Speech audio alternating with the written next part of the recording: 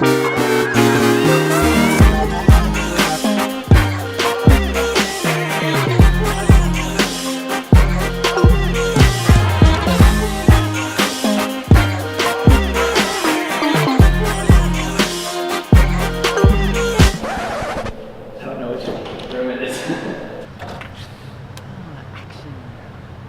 guys, what's up? We are here this evening to speak in... Guys, this evening I'm here at my beautiful university, the University of Florida. I was invited to come in and speak on a panel with some friends of mine. I know that Chad from Paris Leave is going to be here. I know that Carly from E24 is going to be here. I think Dan from the Yoga Pod, which is Yoga Pod game. There's going to be a few of us speaking on a panel right here at Bryan 130 on company culture, something that you guys know I'm extremely passionate about. So it's going to get kicked off here in just a few minutes, and I'm excited to see what comes of it. So let's go.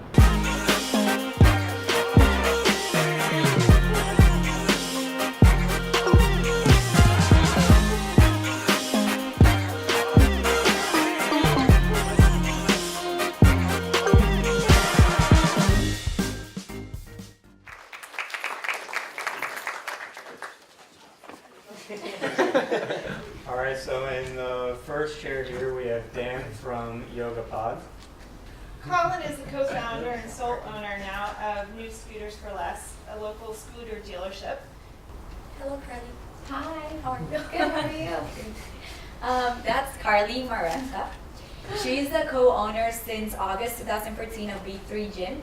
And now she's also the owner since April 2014 of Eat the 80s. And the last person on the end there is Chad Paris. He is the founder and CEO of Paris Web Design, which is a digital media design and brand company. I think a lot of people always ask me, they're like, hey, were you always going to be an entrepreneur? Or like when you were in school, did you know that? And all I can say is no. I mean, I was sitting in classrooms like this, contemplating what I was going to do with the rest of my life 4 months before graduating, and that was in January of 2004. And that's when all the light bulbs really started going off. I was sitting at that bus stop waiting for that bus again, and it drove by with those words, full bus, across the top again. And then I realized like I couldn't park my car at the University of Florida. I realized that the University of Florida was building buildings on the only property that they had, and that was their parking lots. And the combination of those things made me realize that transportation and students getting to class was going to be a big issue. And so I dove headfirst into something I had zero idea about. And 14 years later, we've created one of the largest dealerships in the country.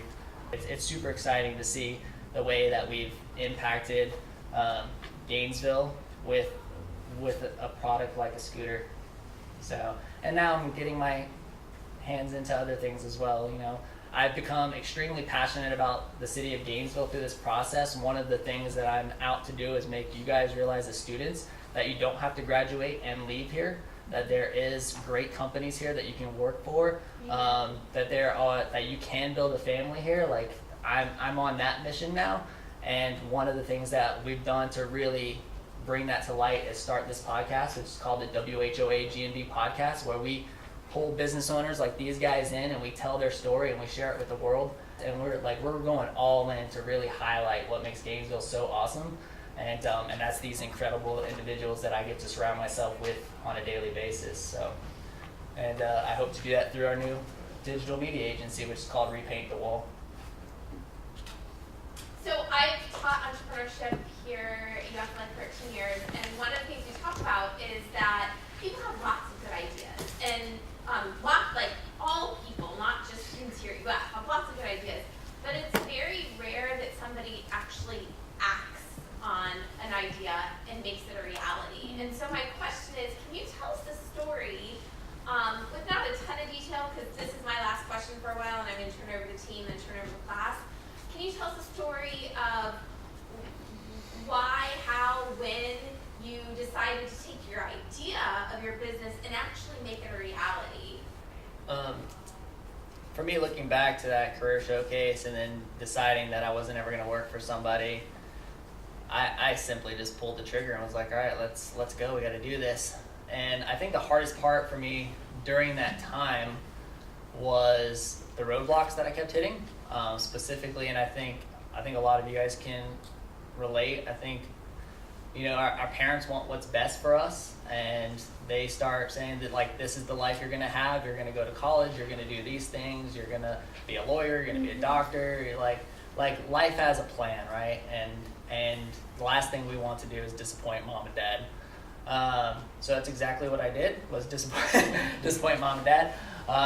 Because, I mean, and don't get me wrong, they're like my biggest supporters today. And now I say, hey, I'm starting a business. They're like, that's awesome.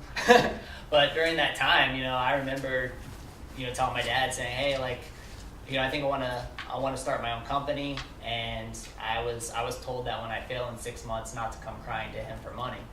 And I think, one, I needed that. Sometimes I look back and I'm like, he did that on purpose, because I feel like that was the motivational speech that I needed to, like, really push through and like have that chip on my shoulder and have the, like, all right, I'm gonna prove you wrong attitude. But that's just it. Like, I needed that, and I decided to do it. I think, and I know that I think you guys said maybe you talked about this in the last class or something, or if it's coming up, like, should you do it now? Should you not do it now? You're in school. Like, what's the right decision? And I can tell you, for me, it was the right decision.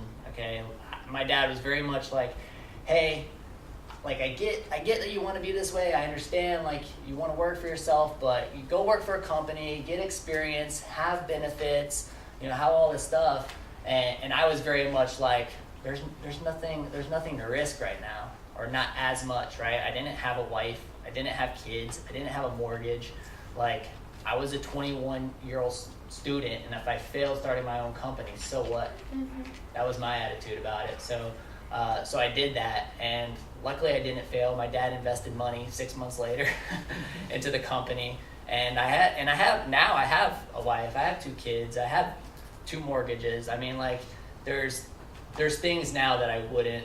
I don't know if I'd make the same decision now, 14 years later, of would I go and start a business right now. And so I think that's just something to keep in mind. But for me, it was the right decision. That's what I did, and then just kind of faced those roadblocks head on.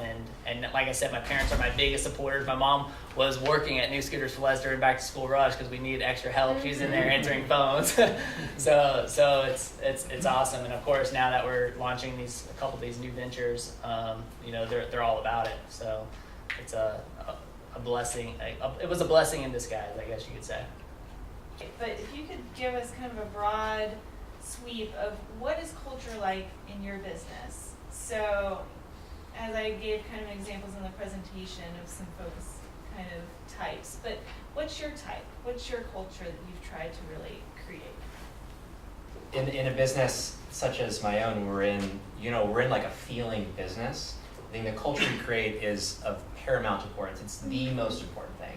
And when I was watching your guys' slideshow, which you did a good job, by the way, I wanted to offer a little bit of a contrary perspective to some things you guys said.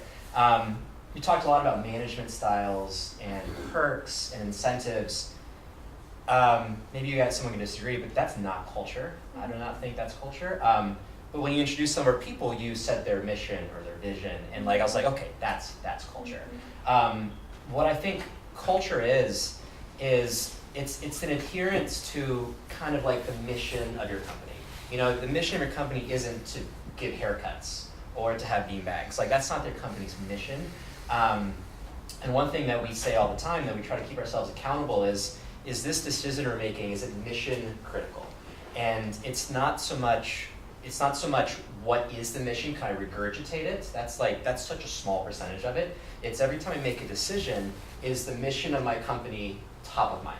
People say, like, what is it? Like, I'm like, it is literally the lifeblood of the organization. Like, the most important thing.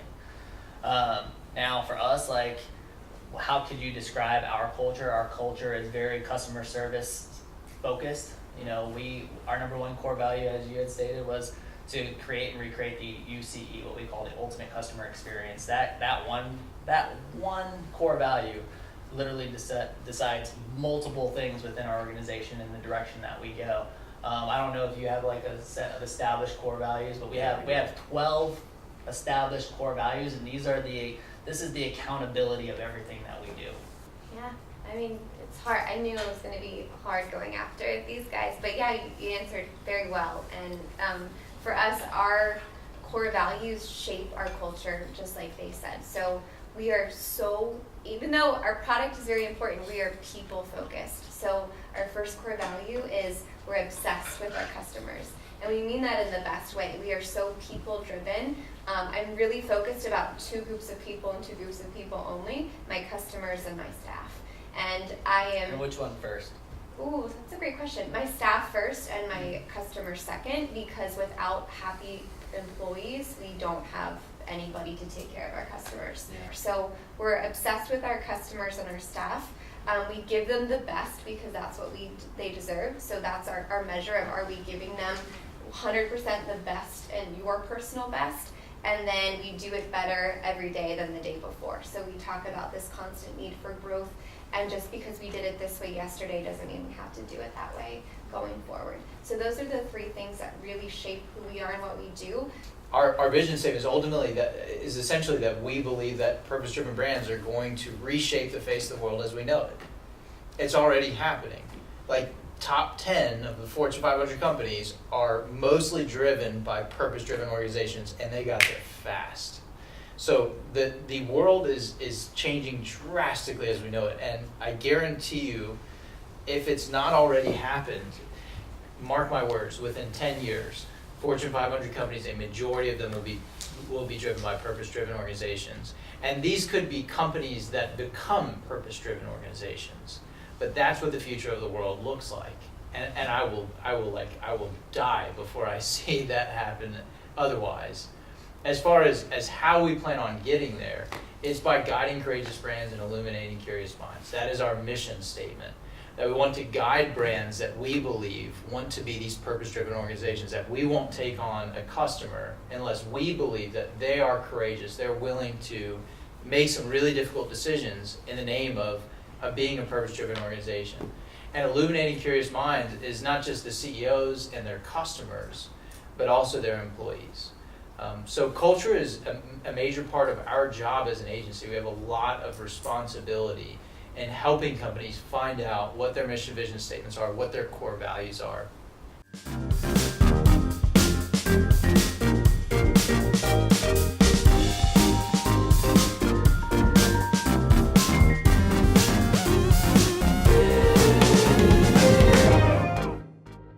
You know, it's always a privilege to go back and speak at the University of Florida. Like, I love that school, and anytime I can go into a classroom and you know, talk to students where, you know, I was once in that situation. I know what it feels like. I know the thought process of, oh my gosh, like I don't know what I'm gonna do with the rest of my life. I'm trying to figure it out. I'm being pushed this direction by my parents, or pushed this way by my friends, and like, as much fun as college is, and everybody says it's like the best 4 years or 5 years of your life, there's still just a lot that you're trying to figure out, right? And so, you know, tonight I just, and I know you'll show a lot of it, but I just was really encouraging these kids to get out and just explore. Like, follow your interests. You know, people are always like, what's your passion? What do you Collin, how do you know what you're passionate about? And like, you just have to explore. You have to go follow your interests. Anything that piques your interest, follow it. Go do it, and just try things. And Gainesville is such a unique place to be able to do that. There's so many awesome companies here that you can just go out and you know, and explore some of those interests, and you'll be surprised at the types of internships and the types of jobs and stuff that you can get right here in Gainesville that'll just, you know, allow you to build so many great relationships. And I'm pumped to be able to have shared my experiences with those students, and I hope it helps them out. See ya.